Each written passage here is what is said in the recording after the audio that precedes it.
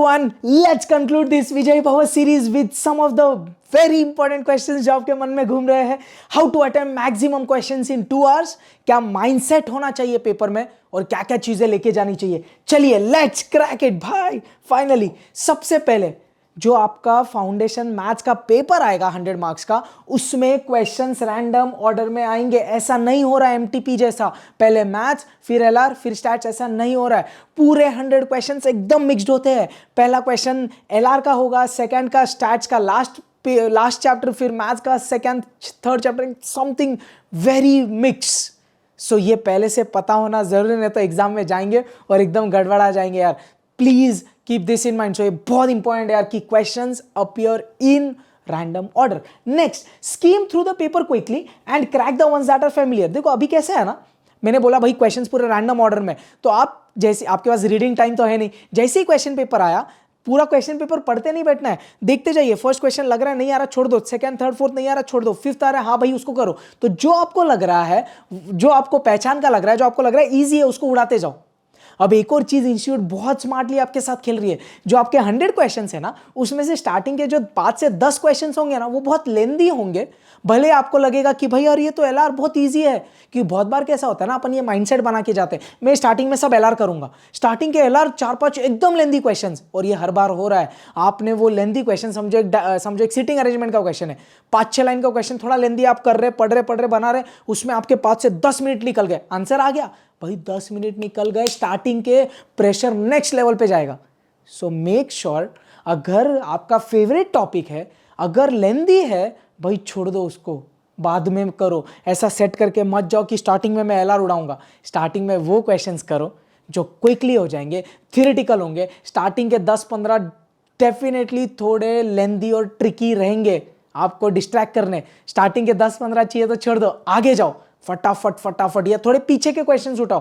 Theoretical stats वाले maths वाले खटाखट होंगे, कुछ एलआर वाले इजी फटाफट होंगे, जो ये लेंदी वाले उसके पास बाद में आना जम रहा है. ठीक है, tick the question that you have cracked and mark it's answer in OMR sheet. तो जो क्वेश्चन आपसे बन गया है क्वेश्चन, वो नंबर के इधर टिक कर दो हल्का सा, क्योंकि क्वेश्चन पेपर पे लिखना अलाउड नहीं है, तो हल्का सा टिक कर दो और उसको राइट अवे जाके ओएमआर शीट में जाके वो जो भी है ऐसा सर्कल कर दो यार, सर्कल डार्क कर दो. एंड के लिए मत छोड़ना, नहीं तो ऐसा हो रहा है आप एंड तक सब एंड के लिए छोड़ दिए और आधे से ज्यादा आपने सर्कल ही नहीं किया.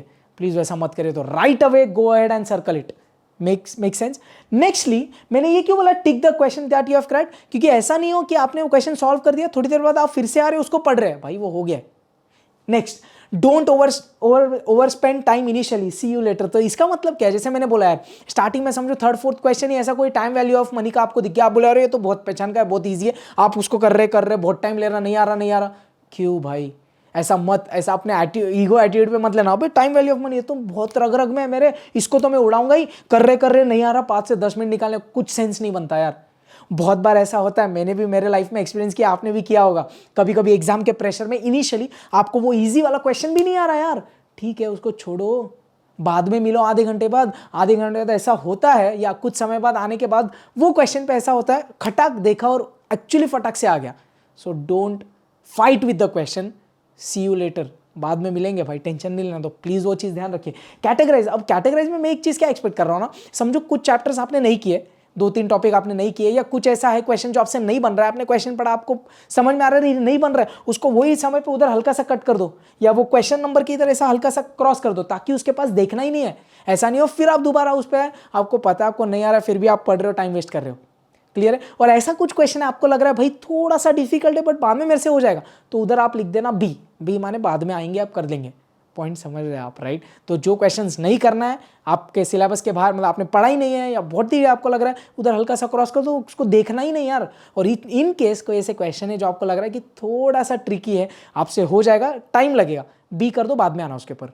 Make sense. Last, rough work only on last page. भाई रफ वर्क बहुत इंपॉर्टेंट है, किधर करना है पता ही नहीं है. लास्ट पेज जो आपका क्वेश्चन पेपर का सप्लीमेंट होगा ना, क्वेश्चन पेपर, उसके लास्ट पेज पे आपको एक ब्लैंक शीट होगी, उस पे आप रफ वर्क करेंगे. तो सबसे बेस्ट तरीका ये है कि उसको 4 हिस्सों में डिवाइड कर लो या 6 हिस्सों में डिवाइड कर लो, और प्लीज रफ वर्क भी पेंसिल से करो, ताकि इनकेस ये भर जाए तो आप हल्के से उसको रब कर सकते हो. वर्स्ट केस जरूरत नहीं पड़ेगा बट स्टिल. अब आप पूछेंगे सर जिधर क्वेश्चन है उसके बाजू में रफ वर्क कर सकते हैं क्या? टेक्निकली नहीं करना चाहिए, अलाउड नहीं है क्वेश्चन पेपर पे कुछ भी लिखना अपार्ट फ्रॉम रफ वर्क में. आप चाहिए तो एकदम छोटा सा कुछ है, ऐसा लग रहा है आपको एकदम एक दो लाइन में आंसर आने वाला है, तो आप हल्के से कर लो यार, बट उसको रब कर देना या बहुत लाइट लिखना। समझ में आ रहा है, क्वेश्चन पेपर पे कुछ भी लिखना अलाउड नहीं है यार, आप समझ लो। कुछ लोग बोलते हैं सर हम घर से एक्स्ट्रा वो रफ शीट लेके जाए, technically not at all allowed. आपको जो आपका एडमिट कार्ड मिला उसमें सब रूल्स रेगुलेशंस दिए, तो ये चीज़ें बहुत इंपॉर्टेंट है, ये सबसे ज़्यादा इंपॉर्टेंट यार। Questions appear in random order, और जैसे मैंने बोला भाई स्टार्टिंग के few questions will be tricky, तो उन पे ज़्यादा लोड लेना नहीं, छोड़ो आगे जाओ, छोड़ो आगे जाओ, करते जाओ, जो आ रहा है उड़ाते जाओ, कोई टेंशन नहीं है यार। चल भाई आगे, what should be your mindset, don't जज the difficulty level of the paper based on 4 to 5 या 10 to 15 क्वेश्चंस यार। देखो 100 मार्क का पेपर है, 100 क्वेश्चंस है, 10 से 20 डिफिकल्ट आएंगे यार, वर्स्ट केस 80 तो ईजी है। मेरे को तो लगता है मैक्सिमम 10 एकदम ही वर्स्ट केस में 90 तो आपके बनते हैं यार। और अगर आपने बहुत शिद्दत से प्रिपरेशन पूरा थोरोली किया तो आप 100 कर दोगे, I know, but please don't जज the difficulty level based on 5 to 10 question. 10 से 20 क्वेश्चन डेफिनेटली आपको डिफिकल्ट लगेंगे, क्या उसकी वजह से आप 80 खराब करोगे? नहीं ना, इंपॉर्टेंट है। चल, aim to attempt maximum not necessary 100, जैसे मैं बोलता हूँ यार, सबसे प्राइमरी एम पास होना है यार। इसका मतलब ये नहीं कि 100 नहीं करना है, बट पहले वो चीज़ है यार, तो प्रेशर नहीं लेना है। अगर आप ये माइंडसेट से जा रहे हो कि मेरे को 100 चाहिए और 1 से 2 क्वेश्चन थोड़ा डिफिकल्ट है, डिमोटिवेट नहीं होना है। क्लियर? चल आगे, it's very much okay to skip the questions, मैं बार बार वही बोल रहा हूँ यार। आगे, don't panic over stress, demotivate नहीं होना है, ना अभी होना है प्रिपरेशन के दौरान, ना एग्जाम के टाइम होना है। आपने पढ़ाई बहुत की है तो स्ट्रेस होना, ब्लैंक होना बहुत नॉर्मल है, बट प्लीज़ बहुत प्रेशर मत लीजिए यार। अगर ऐसा लग रहा है आधा घंटा ब्रेक लीजिए, फ्रेश माइंड से चालू करिए, और कोई ऑप्शन ही नहीं है यार। और अगर आपने बहुत प्रिपरेशन की है तो स्ट्रेस या प्रेशर या टेंशन आना बहुत नॉर्मल है यार, बट उसको फाइट बैक करिए, है ना। और एग्जाम के टाइम पे प्रेशर मत लेना यार, होगा जैसे मैंने बोला, स्किप करिए क्वेश्चंस, 2 4 5 10 डिफिकल्ट आने वाले यार, टेंशन नहीं है, बाकी आप क्रैक करेंगे। Attempt smartly, remember first target is to crack passing mark, तो सबसे पहले 40-50 श्योर कीजिए, होगा। आगे 120 मिनट्स, तो भाई वो जो 120 मिनट्स है उसमें आपको पूरा आपका बेस्ट देना है यार। आप फिर से मैं बोल रहा हूँ, पिछले 4-6 महीने से इतना प्रिपरेशन किए, कितने सैक्रिफाइसेस आपने किए खुद के लिए यार, और ये 120 मिनट में परफॉर्म नहीं करेंगे तो पूरा वेस्ट है यार, फैक्ट है वो। तो पिछले 4-6 महीने जो आपने आपके खुद के लिए इतना जान डाल के डेडिकेट किया है, इतने कॉम्प्रोमाइजेस किए हैं, इतने सैक्रिफाइसेस किए हैं, उस पूरे का भरपाई 120 मिनट में करना है। कितना भी लोड है लाइफ में छोड़ दो, पूरा शिद्दत से फोकस से पेपर अटेम्प्ट करिए, वो 120 मिनट आपसे कोई नहीं छीन सकता भाई। रोने का नहीं है, फोड़ने का है। अगेन ये पूरा प्रिपरेशन पूरा वसूल करके निकालिए वो 120 मिनट में, और आप कर सकते हैं। क्या चीज़ें आपको एग्जाम में लेके जानी है तो क्विकली ये देख लीजिए, इसका स्क्रीनशॉट निकाल सकते हैं आप। Admit card please without fail, मैं प्रेफर करता हूँ, सजेस्ट करता हूँ 2 कैलकुलेटर, अगर आपको लगता है तो 1 लेके जाओ। ब्लैक पेन 2 लेके जाना मिनिमम, सब इंफॉर्मेशन भरने काम आएगा, आई नो आपको पता है वो। HB pencil around 4 to 5, both side sharp है तो डबल हो जाता है, 4 लेके जाएंगे तो 8, ऐसा है। स्केल, इरेजर, शार्पनर वो सब ठीक है। रिस्ट वॉच डिजिटल या बोलते हैं बेसिकली स्मार्ट वॉच मत लेके जाना, बाकी बेसिक अपना मैकेनिकल वाला डिजिटल वाला चलेगा, स्मार्ट वॉच नहीं अलाउड है यार। HB पेंसिल सर्कल करने के लिए, रफर करने के लिए थोड़े ज़्यादा रखेंगे, 5-10 तो अच्छा ही है यार। क्लियर है? चलिए भाई, दैट्स इट।